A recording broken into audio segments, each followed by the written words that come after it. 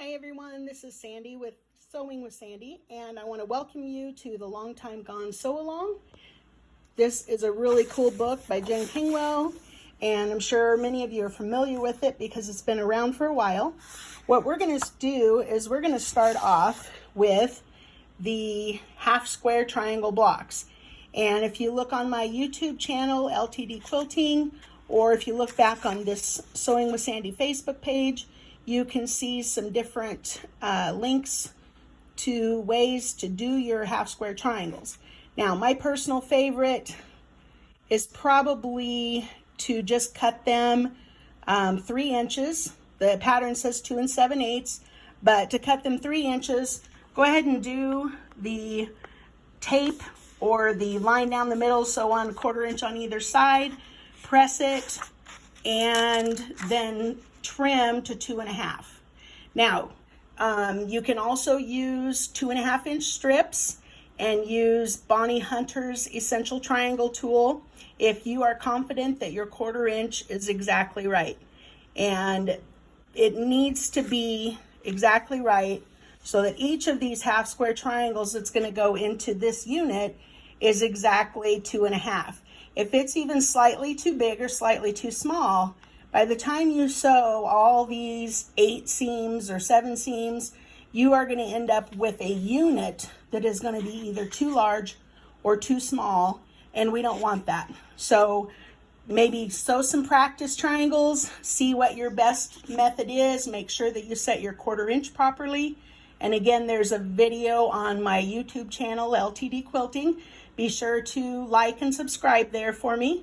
And that video will help you set a perfect 1/4 inch. The second block we're going to do for January is going to be another half square triangle block. It's going to be this one here. And then the third one is going to be this half square triangle unit here.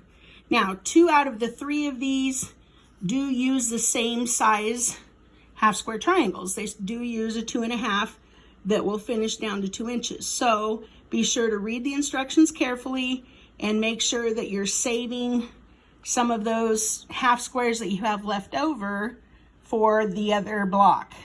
And then the third block is going to have 1 1/2 inch finished. So that will be, you'll be trimming them to 2 inches with seam allowance if you're going to do a method where you make them a little bit bigger and trim them down. Now, the fabrics that I've chosen are completely different than what I originally told you I had chosen, and that's because I have been on a trip to Las Vegas to one of my favorite quilt shops, Quiltique, which is actually in Henderson, Nevada. And I could not help myself but pick up this absolutely beautiful line called Cider. I have 4 1/2 yards of a grunge that matches them here. I'm not worried about that. If I run out, I can always get more of that. These are actually fat eighths, not fat quarters, fat eighths. And so I did buy a yard of this turquoise and a yard of this kind of salmony. And I ordered, they were out of it naturally. So I ordered from Etsy, I ordered a yard of this one, which is actually my favorite print. So with those 3 prints in mind as kind of dominant, this one, and this one, I'm going to keep that in mind as I work through some of the other blocks. But for these half square triangles, my goal is to use some of every single one of these prints. And the reason is because that is going to set the tone for my quilt. And these 3 blocks are scattered throughout the quilt. And let me see if I can find that for you here. If you look on, let me just get better lighting, sorry. If you look on this, you can see there's one of them. And there's one of them up here. And there's one of them right here toward the middle. So we've got these 2 toward the middle, this one up here. Those 3 are going to be able to set the tone for my quilt by showing off a little bit of all of my different prints. I might also put several of my prints in this block when we get to it, And of course, there's all kinds of opportunities here to scatter your scrappy. Now, when I get to my dominant prints, which this is going to be one of them, and I might want to use that in this bigger block and this block up here, because those really catch my attention when I'm looking at this quilt. Now, what catches your attention may be different, and you may want to choose some other blocks to really pull out some of those dominant colors.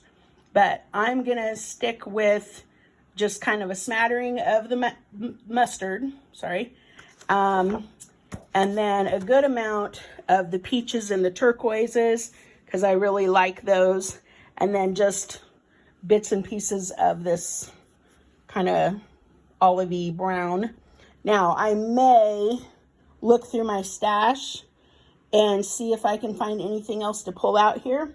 But honestly, I think that the company did a fabulous job of giving a huge variety of prints and SKUs in this particular line. And I'm very happy with this variety. So if I need more, I may have to go on Etsy or, look on some of my online shops or hunt around in my local shops that carry Moda, see if I might find a little bit more. So that's where I'm at. I haven't started yet because I just got home from Vegas, and I'm looking forward to doing that tomorrow. So hopefully along with this video, I might have a picture of something actually sewn together to show you. Thanks for sewing along. There's plenty of time yet to get started. As you can see, I haven't started, so we're working on half squares this month. Have a great day.